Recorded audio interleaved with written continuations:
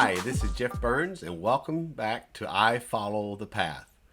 As many of you know, this past year I have been on a hiatus. I had two major surgeries and was shut down for a while, so I apologize. I have not posted in many months, but I want to let you know today that I am back, and on June 5th, I will be officially relaunching my channel with lots of new stories and ways that Muslims and Christians and other people of goodwill can walk the straight path together. So I'm back. Tell your friends, and I've missed you guys, but I have fully recovered. I praise God, alhamdulillah, for all He's done for me. So it's so good to be back with you again. Now, many of you have heard the story of how a little Muslim boy named Omar saved me from Islamophobia. He changed my life. I was a Christian minister, as many of you know, and I'm still a Christian minister, but at that time I was a pastor, and I was a Christian minister and who hated Muslims. I would have never said the word hate, but I did. I felt it in my heart. I hated Muslims until I had what I call a supernatural encounter or a spiritual awakening when I had met this little Muslim boy named Omar in a Starbucks on Creedmoor Road in Raleigh, North Carolina, in the winter of 2005. This encounter completely changed my life and made the biggest difference. Now, if you have not heard my story about Omar, how Omar, this little Muslim boy, changed me from being an Islamophobe to, or God used him to change me from being an Islamophobe to a person who really loves Muslims. Down in the description below, you can click on the link to that video, or you'll notice in this video there's a little bubble that pops up. You can click that on, and that'll take you to the full story of Omar when you do that. So after this video, if you'd like to watch the story of Omar, take a few minutes to do that. This encounter with Omar completely altered the course of my life.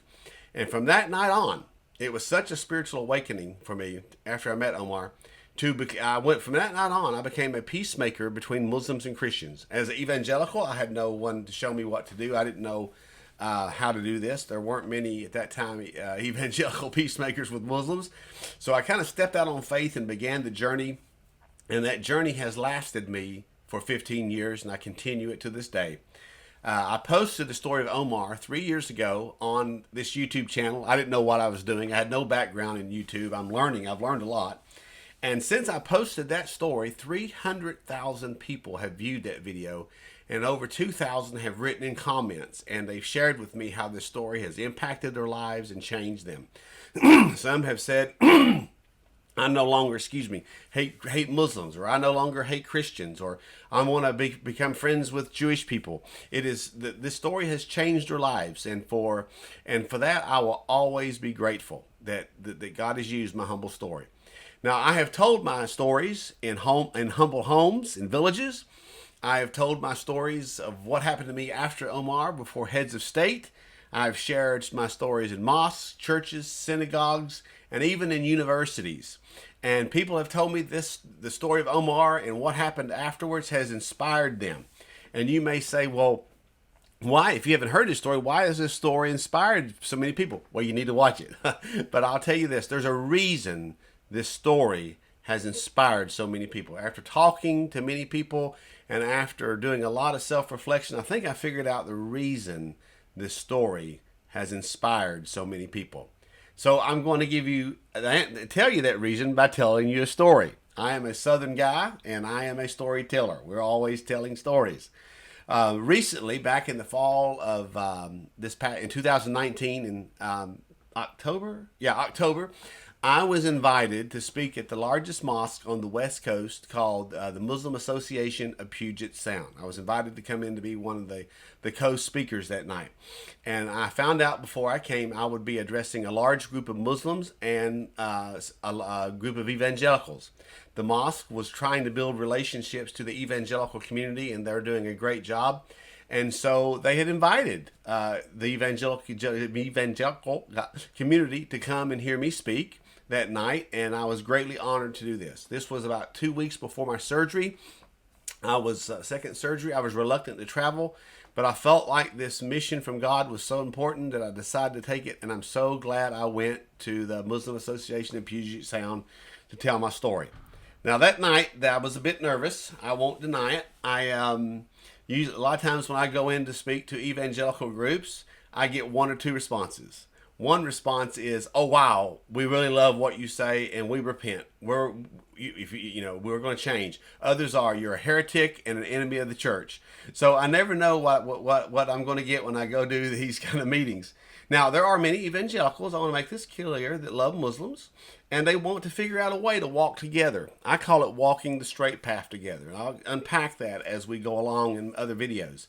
But unfortunately, a lot of the average evangelicals that you meet are hearing a lot of hate speech from their pulpits. And this is a fact. And this is not something that is false. And I'll prove it to you in just a moment. They're hearing a lot of negative things from their pulpits about Muslims. They're hearing that basically that ISIS is a good representation of what all Muslims stand for. That if you see bin Laden, you've seen all Muslims, basically. And they'll say, "Oh, well, there may be some good Muslims, but we got to hold them responsible for ISIS, and we got to hold them responsible for what bin Laden did," which is really kind of crazy. That's like saying when the Ku Klux Klan says we're Christians, that they represent all Christians. That's not true. Or the young man that went into the church in South Carolina and killed 19 African Americans.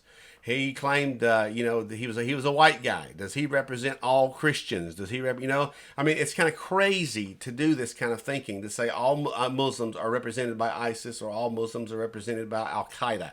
There's a big problem with that. So, unfortunately, though, a lot of evangelicals, that's what they're hearing. So when they meet Muslims, they're scared. Okay, so you need to understand that when they meet them, they already have an image, and when you don't have a Muslim friend or you don't know a Muslim, it just reinforces that stereotype. Well, that night there were several evangelicals that came to hear me tell my story. Now I want to say something before we go any further. There is a wonderful video by Bob Roberts Jr. He is a leading evangelical and Southern Baptist pastor who really loves Muslims. And he made a video for the Emir-Stein Center, and it's called "Why Evangelicals Hate Muslims." I challenge everybody listening to this video to watch that short video by Bob Roberts Jr. He has paid a price as an evangelical to be friends with Muslims. Now you say, "Well, how do I get that video?" It's in the bubble or in my description below, okay, under this video. Be sure to check it out, watch it. This short video will help you understand why evangelicals hate Muslims. You'll get a picture of that, okay? And unfortunately, I used to be one of those ministers that hated Muslims. I would have never used that phrase, hate, but I did. And I would attack Muslims in my sermon. I said horrible things, and I regret it to this day. But God, good news, has completely changed my heart, and I'm honored to call so many Muslims around the world my friends.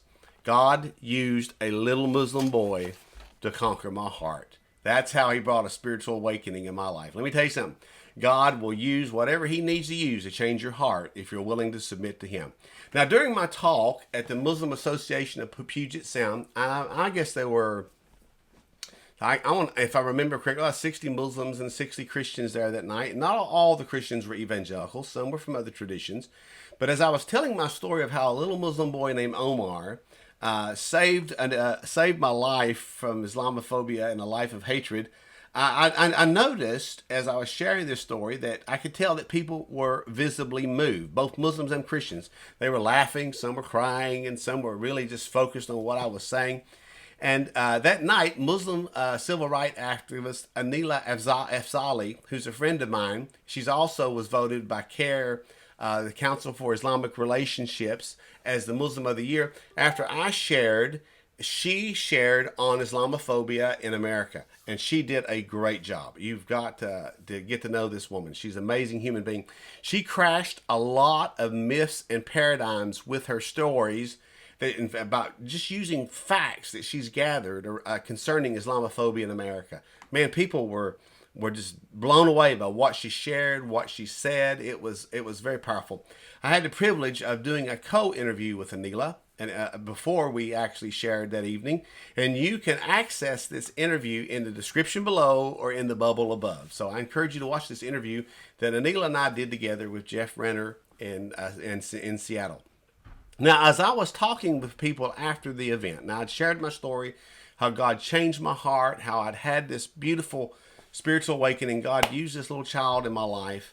After the event was over, some Muslims came up to me and they said, Jeff, we really enjoyed your video. Your story. It deeply touched us, and we want you to know that we watch your videos and we love what you're trying to do in the world. And that really encouraged me. And they said, well, we had several evangelicals who were sitting at our table, and at first they were kind of reserved and standoffish. And no wonder if they're coming in thinking that you're connected with ISIS, or you think like ISIS, they're going to be reserved. But they said they were reserved at first.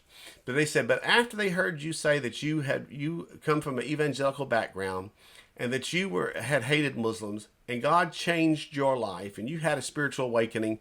He said they were laughing and crying, and they were being moved, and as the evening went on, they began to relax.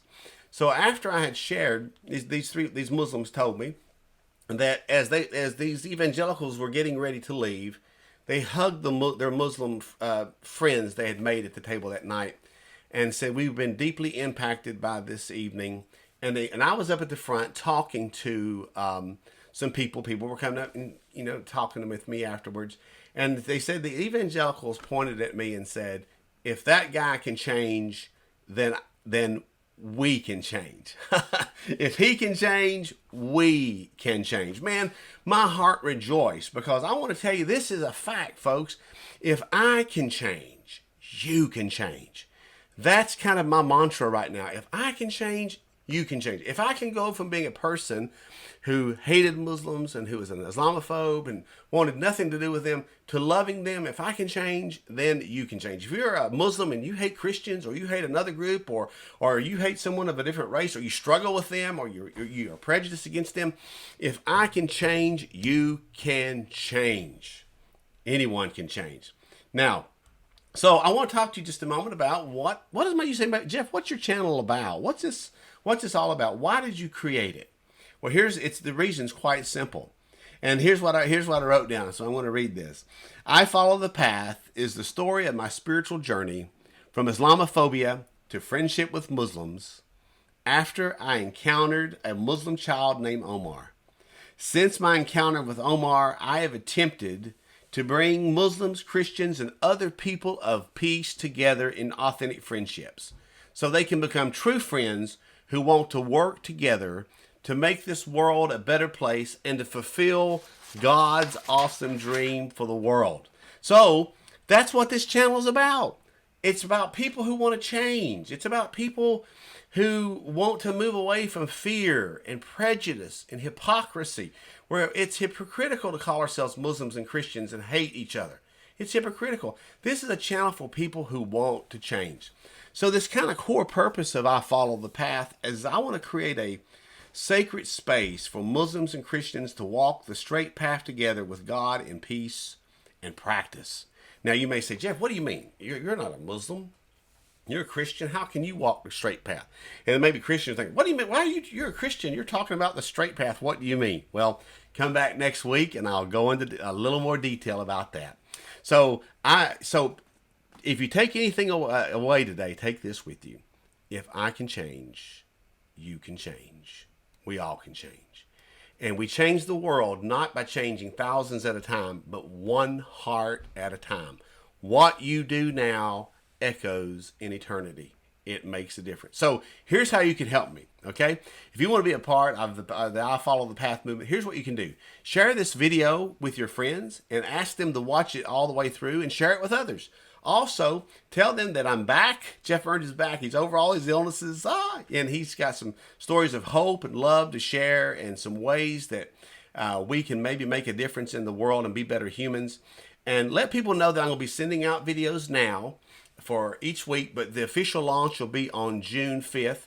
And go down to the description below, or in the bubble, but go down to the description below and you'll see I have links to several of my videos on what happened to me after Omar. See, spiritual awakening doesn't mean anything if it doesn't lead us to action. So I had a spiritual awakening with Omar, and it led to some action. So I want you to watch those videos, and every story I tell you is true. Also, there's a link to my ebook called The Peace Path Model. And this is the model I developed over the last 15 years. It just basically is how I, through practice, brought Muslims together and Christians together in friendship. So, and last but not least, if you'll do this, this will help me. Like this video, share it, comment, subscribe, ring the bell at the top, then you'll receive future notifications. And so I'm going to leave you with a question, then I'll see you guys again next week. And here's my question. How, and respond to this in the comments below if you would, how have you been affected by Islamophobia? As a Christian, how have you been affected by Islamophobia? Have you believed a lot of this propaganda that all Muslims, that ISIS and bin Laden and all these radical groups represent Muslims? And how has it impacted you and your view of Muslims? I want you to share that. Also, Muslims, how have you been impacted by Islamophobia? How has it impacted your lives? So I would like for you to comment on that if you would. And God bless you. And I'll see you next week. And let's walk the path together today.